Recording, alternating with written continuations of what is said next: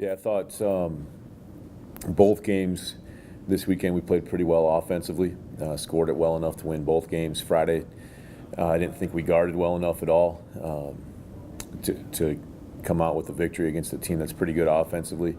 And then, really the complete opposite on Saturday. Really guarded well, executed our game plan really well, especially on the defensive end on Saturday night. And a lot more attention to detail, and just I thought a lot better defensive mindset on Saturday led to that victory. So really proud of our effort on that side of the court. Just a good reminder, a good learning, tool for us as well. You've got to play both sides to win. You can't just try to outscore somebody. I thought we, at times on Friday we fought pretty hard, but we didn't always defend the smartest.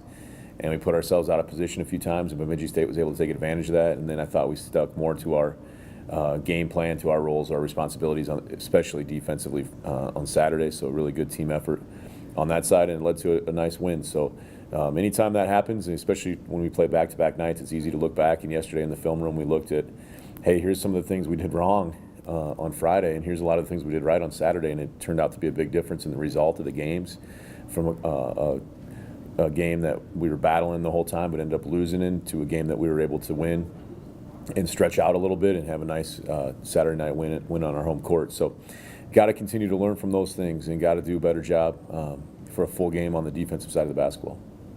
Does practice this week get a little bit easier now that you have film over the past week of the game defensively that went pretty bad, game that went pretty well? Yeah, I think it's easy to.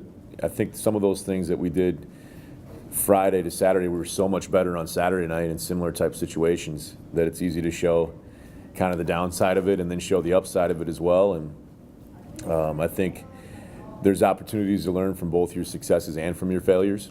But when you put them back to back like that, and you can say, hey, this stuff works, and these things work when you guys do it the right way, and you're good enough to win games when you're focused and locked in and have great results.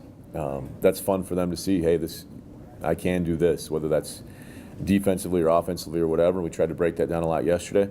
We'll try to do that again today, and really show a lot of those positives from Saturday, and get guys to see, hey, if I can do that consistently, then I can be a pretty good player and I can help us be a better team, because we've got a lot of guys that are capable, and just kind of, over the course of that long season, you're trying to find that consistency. And we're just joking about Anthony Davis, but one of the reasons that he's one of the best big guys is because he's going to have 28 points and about 10, 12 rebounds pretty much every night. There's other guys that'll do it once a week or once a month. But when you can do it pretty much every night, that makes you an all-star, that makes you an all-conference player, that makes you a guy that your teammates can count on. And we're still fighting for that a little bit, and we have guys that want to do those things, and we have guys that are willing to learn how to do that and make the sacrifices to do that, because it's a lot of work and a lot of effort, but I think it's a reward that's well worth it once it pays off. And if it was easy to do that, and it was easy to go out and be a double-double guy or an all-conference guy or an all-NBA guy or whatever level you're at, then there'd be more guys doing that. But it's a lot of work and a lot of dedication and a lot of effort. And it's an everyday type thing. And we're still learning to be everyday guys for a lot of our young guys, and what that takes mindset-wise, probably more than anything. So good step forward for us on Saturday in that regard, and hopefully we can continue to make those steps. Can you talk about your injury situation? Yeah, that's been a topic of conversation, so I figured that one would come up. My injuries are good. I'm a little sore. I had to get on the practice court a little bit yesterday. Coach McBride's a little banged up because he practiced a lot yesterday as well, and his knee's a little sore from his old knee surgery. But Dorian was out on the court yesterday on non-live stuff, which was good to have him back. Sam is farther away, but he's close to being cleared to run after having surgery on his knee almost 3 months ago, I believe, or 4 months ago now. So those two are getting better. And Trevor was able to see the doctor yesterday, and they're still trying to figure out exactly what the next step is for him. He's had so many injuries, it's been tough go for him a little bit to find consistency. He's one of those guys that hasn't found consistency, and a lot of that has been that a lot of his effort and a lot of his focus has just been getting healthy and getting on the court. He's a really tough kid. Really feel for him because he puts in a lot of work and he's pretty passionate about it. But he's had he's had to play through a lot of pain, and I give him a lot of credit for that. But right now it's a little bit more that he can do, so we're trying to figure out the best way to alleviate that and then how we can approach that going forward. I'd love to get him back on the court sometime this year, hopefully sooner rather than later, but that's still a little bit in doubt. And then Dorian, like I said, was out there excuse me, yesterday, so that was a positive step forward. And he's got a kind of similar injury where he could be good to go, cleared to go today, or it could be this weekend, or it could be next week probably. But we'll see where that goes, and hopefully we'll get him out there a little bit more today, and he'll feel good again in the recovery. Right now we're just trying to kind of see how he responds to being back out on the court. Matt, how can the defense really contain two of the best teams in the South this weekend, given it might still be a work in progress? Right. No, I think as we said, we've had games this year where we've been, we've been really happy with the way we've played, and we have some games where we haven't been, just like most coaches. But in some of those games, we've beaten some of the teams that are near the top of the standings or at the top of the standings at that time. And we've had some other games where we've lost to teams that maybe we feel like if we play better, we can win.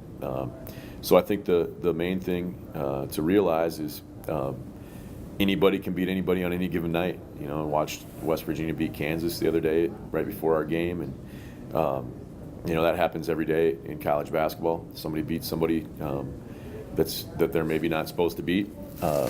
It's really whoever's more prepared and more focused that week. So we've got 3 days of prep still. We've got to get together and get locked in on our game plan and how to execute that. And when we're focused and flying around and giving great effort on the defensive end, we've got a chance to beat pretty much anybody in the league.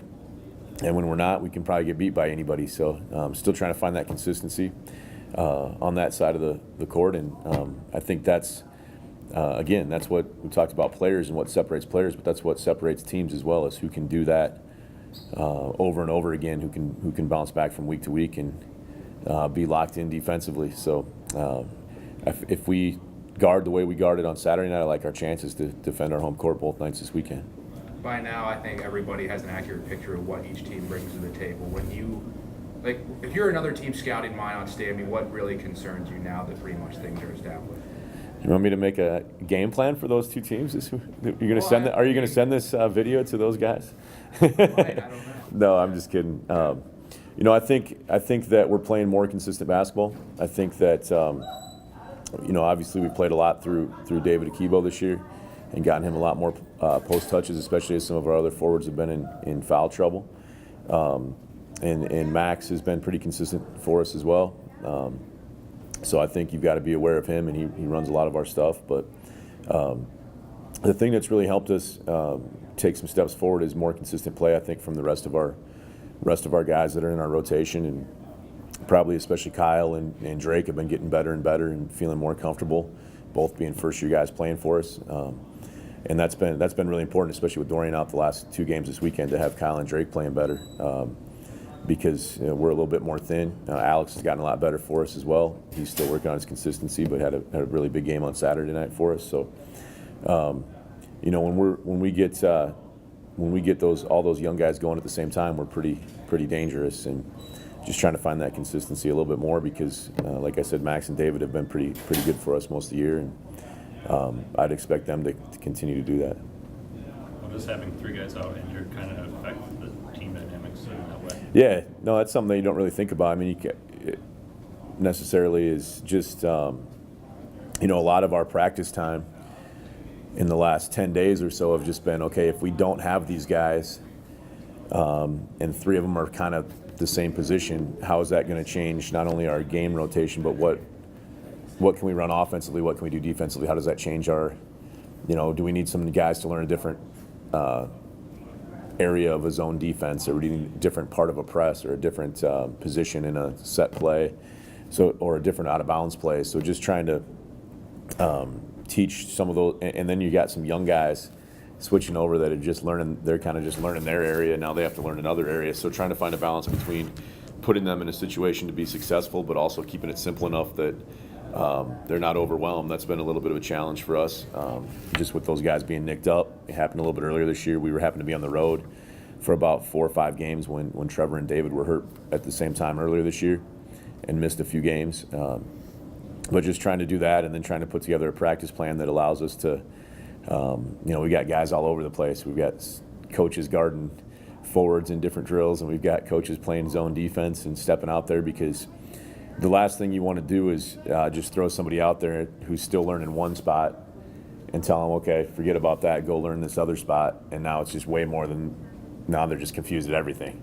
So trying to keep it simple a little bit in some of those regards, and just get guys focused on, all right, we'll simplify the package defensively or offensively when you're on the court. Just be good at what you do. So trying to be creative in how we do that, but also help put them in situations to be successful. And I'll give our guys a lot of credit, man. They've really done a good job with that. We watched some film yesterday of, happened to be Alex, who's a freshman, playing the 4 spot for the only time in his career, and ran a couple sets that resulted in easy baskets that he just learned that week. So just that attention to details got to be kind of even at a higher level than usual. So I'll give all of our guys a lot of credit for staying focused with a little bit depleted roster right now.